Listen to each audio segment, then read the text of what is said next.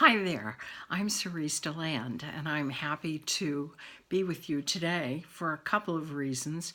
First of all, today is release day for my latest book. It's called The Butler's Forbidden Fancy, and it is the fifth book and the final release of my Christmas Bells series.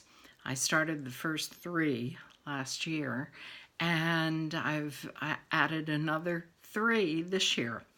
All of the Christmas bells, women who find young men, most of whom they have loved before, find romance and a second chance at love at a house party in Brighton.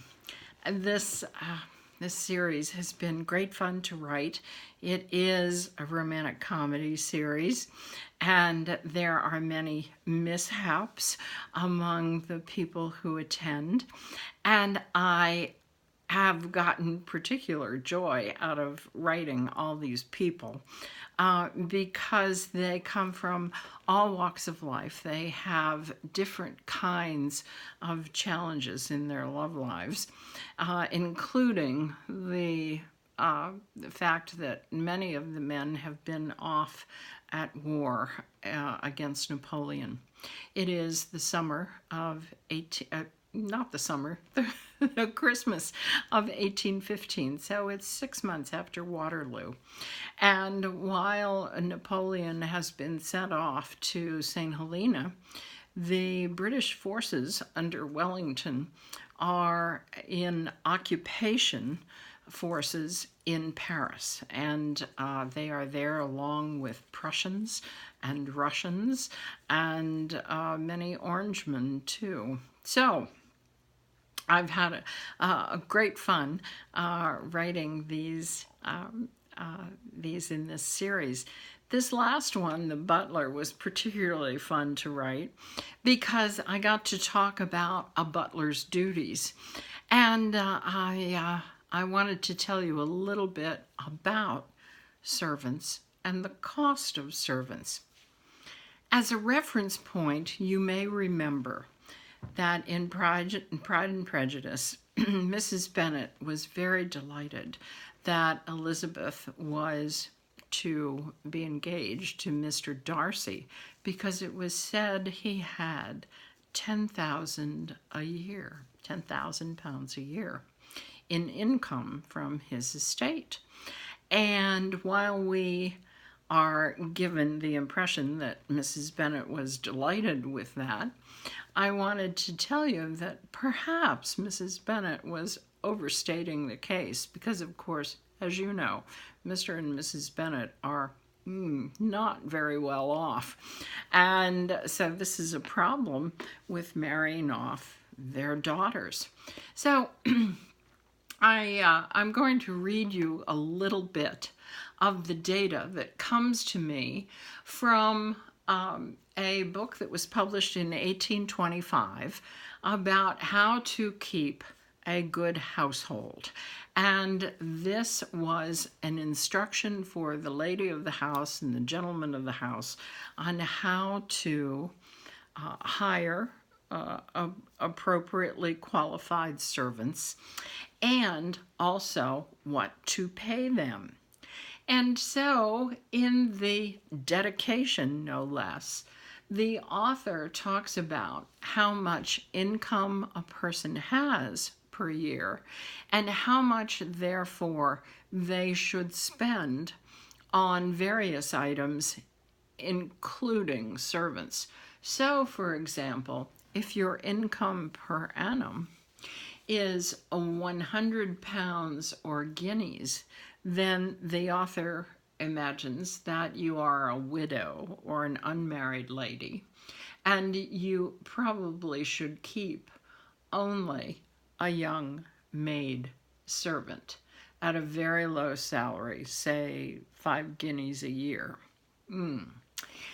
And if you are a gentleman and lady without children and your income is 150 to 180 pounds, you may afford to keep a better servant maid for approximately 10 to 12 guineas. But let's skip ahead. Let's look at what a household that is bringing in half of what Mr. Darcy is said to have as income. So £4,000 to £5,000 a year. You should have 11 female and 13 male servants, to wit, a housekeeper, a cook, a lady's maid, a nurse, 2 housemaids, 1 laundry maid, a still room maid, a nursery maid, a kitchen maid, a scullion, with a butler, a valet, a house steward, a coachman, 2 grooms, 1 assistant, 2 footmen, 3 gardeners, and a laborer. Yes, that's a lot of people for an income of $5,000. £5,000, excuse me.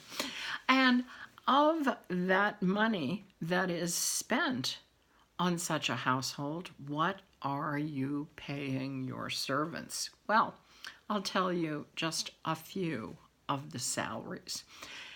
A housekeeper earned 24 guineas a year.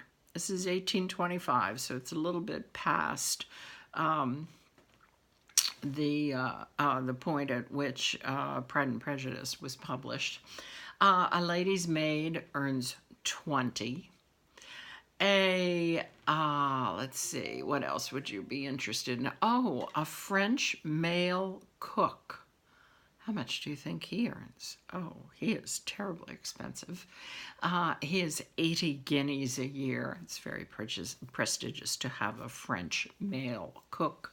Your butler, the butler, the man who runs the house, he earns 50.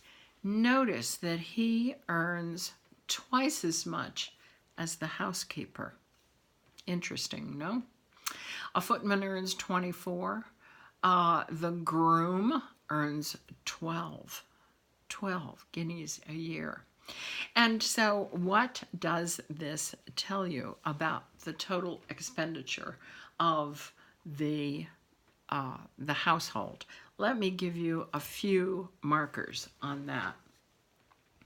If your net annual income is $1,000 a year, then, says this author of this book, you should be spending $330 on your household expenses. You should be spending only $250 on your servants' salaries. Clothes, $250, rent and repairs, $125, and in savings or in reserve, $40. Let's skip to Mr. Darcy's allotment of $10,000 a year. What should he be spending in household expenses? And household expenses include furnishings, draperies, upkeep of the house. He should be spending $3,500 on keeping up the house. What should he spend on servants and equipage? Notice that's and equipage, which means the horses and the carriages and so on. He should be spending $2,500 on servants and equipage. Clothes, $2,500. Rent and repairs, $1,250. So you can see that servants were not the most expensive aspect of running a household. And in the case of many of the upper class, the more servants they had, the more expense they paid, of course, for that. But they also had a sense of prestige if one had quite a few maids, a cook, an accompaniment for the cook, maids, a scullery maid, a sous chef. You know, it all takes it all takes money. Of course, the servants were also given room and board, and they did have time off from occasionally, but it's really not until we hit the later Victorian period that we get what is known as the half day, is Sunday off. So a lot of these people just worked morning to night, especially the new undermaid who was expected to do all of the dastardly deeds, clean the fires, clean the flues, start the fires every morning. If you're interested in a lot of this, I will be posting, including my references here, to my blog, a lot of this information. I hope that you are going to go to my blog, which I should give you the address here. It's Cerise Deland blogspot.com, and of course that begins with HTTP and the / you know. So that's Cerise Deland blogspot.com, and I will post this for tomorrow. I hope you're going to read my story, the Butler's Forbidden Fancy. Yes, our butler, who is a terribly well-educated man and had interesting duties during the war against Napoleon, and I hope you're going to read the book to see what they are. He's quite a fellow, Octavian Sims. He has been in love with a young lady who is the daughter of an earl, Lady Elizabeth Kent.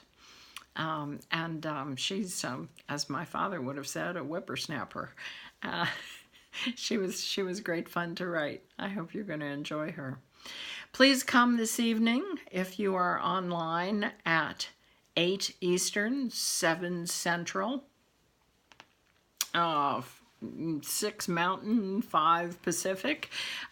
Join me at Historical Harlots on Facebook, because I am going to be there with my colleagues who are in the box set called Snowed In with a Rogue. We're doing a little promotion there, and we're excited to be with this group, Historical Harlots, and we're going to talk about our box set. And in this box set, you will find the 6th book in my Christmas Bells series. And this is a pretty unique kind of romance, because it is an older gentleman and an older lady. Yes, they are into their maturity, as we say. And so it's a very different kind of romance. These are very self-assured people who know who they are. They have been married before, and they suffer no fools. And they, too, were great fun to write. I hope to see you tonight at Historical Harlots at 8 Eastern, 7 Central, 6 Mountain, 5 Pacific. And please go look for this description of my research into the cost of servants on my blog. And thanks for listening. See you later. Bye.